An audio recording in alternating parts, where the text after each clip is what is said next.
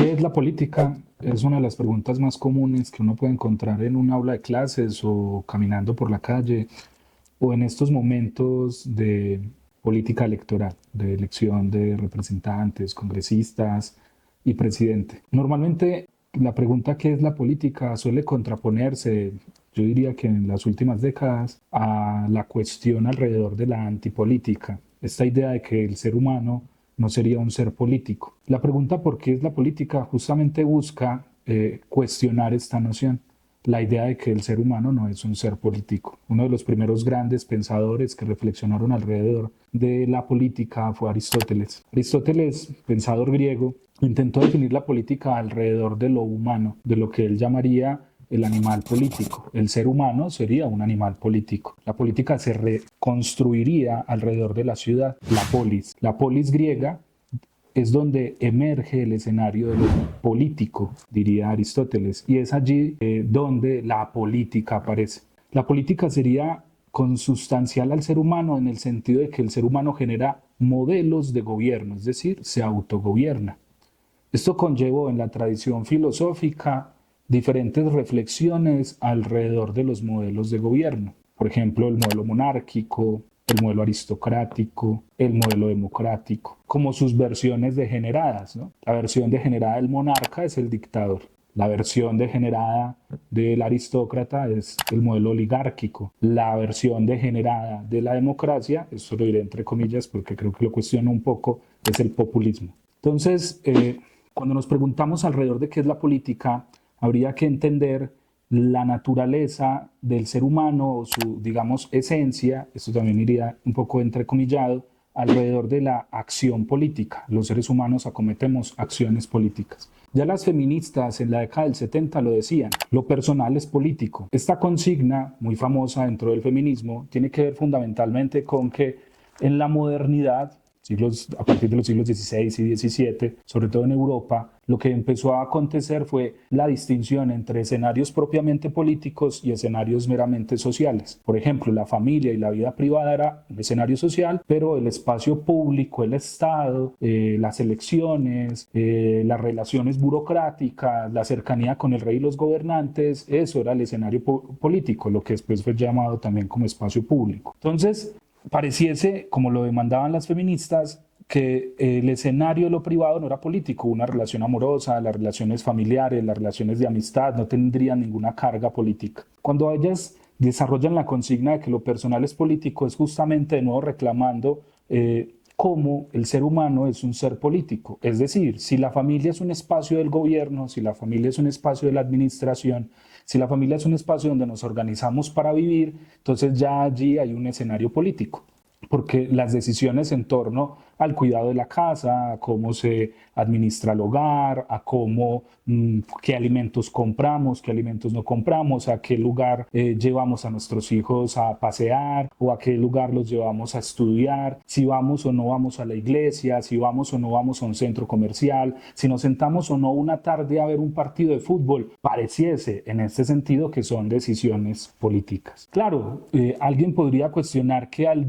eliminar el límite y decir que cada acción, que pareciese que todas las acciones humanas son acciones políticas, disolveríamos el concepto de lo político. Es decir, pareciese que cuando todo es político, digamos que después nada lo sería, ¿cierto? Porque no lo podríamos distinguir con claridad. La cuestión aquí sería entonces entender que lo político tiene que ver directamente con dos, digamos, escenarios. Uno, el del diálogo. La política pasa por la palabra. La política es un ejercicio de la palabra. Ese son político del que hablaba Aristóteles es un son también que tiene logos, es un son que habla, es un animal que habla. Esa capacidad que tiene el ser humano de hablar, de dialogar con otros, de construir consensos, pero también de decir cuando no está de acuerdo, es un ejercicio político. Allí donde emerge el diálogo, emerge la política. Allí donde emergen los ejercicios de consenso y disenso, emerge la política. Dos autores que entienden muy bien esto son Hannah Arendt y Jacques Rancière, autores contemporáneos, que nos van a enseñar cómo la política aparece en los diferentes escenarios de la vida humana atravesados por el diálogo, la construcción de consensos y la construcción de disensos. Esa construcción de consensos y de disensos tiene que ver fundamentalmente con dos elementos, el poder y la justicia. La política, la acción política es un ejercicio del poder. La administración de la casa, cuando se ejerce de manera monárquica, como lo diría Aristóteles, es decir, cuando hay un pater noster, un hombre que gobierna, un hombre que somete tanto a la mujer como a los hijos, como a los demás habitantes de la casa a su gobierno, es un hombre que ejerce el poder, que ejerce un estado de autoridad. Y ese estado de autoridad y de legitimación legal que tiene el pater noster es un ejercicio político porque es un ejercicio relacionado con el poder. ¿En qué sentido emerge la justicia? Cuando aquellos que, digamos, sufren una desigualdad alrededor del poder o dentro del consenso reciben un mal reparto de los bienes, pueden ser bienes culturales. ¿Qué es un bien cultural? El acceso al televisor de la casa, por ejemplo. Cuando el hijo le dice a uno, no, pa, yo no quiero ver fútbol, sino que me quiero ver Los Jóvenes Titanes. Entonces él hace un reclamo político porque él quiere, en cierto sentido, ver lo que a él le gusta. Y como solo hay un televisor en la casa, pues eso se convierte en una decisión de gobierno. Cuando uno le dice no, vamos a ver el partido de fútbol, o cuando uno le dice sí, vamos a ver Jóvenes Titanes. ¿Qué hace el hijo? Reclama justicia, o sea, reclama un reparto más equitativo del tiempo alrededor de cómo se ve la televisión. Entonces hay una tensión permanente entre la justicia y el poder. Y esto se ve expresado alrededor de la teoría política, sean en el desarrollo de diferentes modelos políticos, como el de Platón, en la República, o como lo que podríamos encontrar en el Leviatán de Hobbes, o lo que podríamos encontrar en el segundo ensayo sobre el gobierno civil de Locke, o su ensayo sobre la tolerancia de John Locke. Lo que encontramos en todos estos autores es justamente una discusión alrededor de qué se debe privilegiar, el ejercicio del poder o el ejercicio de la justicia, ya que la justicia no es algo dado, es algo que se reclama, que se demanda, hace parte como de los ideales políticos, ¿sí? Del horizonte de la acción humana. ¿Qué quiere decir eso? Que toda acción política tiene un horizonte, ese horizonte es el futuro, o sea, la acción no está ahí absolutamente determinada. ¿Cómo explico esto? En la manera en cómo nosotros construimos modelos de gobierno. Una constitución política, por ejemplo, la constitución política de 1991 en Colombia, es un consenso de ideales. Si bien hoy no se han materializado plenamente, lo que busca la sociedad es materializar plenamente ese consenso constitucional. Entonces allí hay ejercicios de poder y ejercicios de justicia. Los autores han debatido alrededor de si podríamos reducir la política meramente a un ejercicio del poder, por ejemplo, como lo pensaba Maquiavelo en El Príncipe, ¿no? El Príncipe es realmente un manual del poder, de cómo se ejerce y de cómo se desarrolla, de cómo se consensúa poder o cómo se pierde el poder.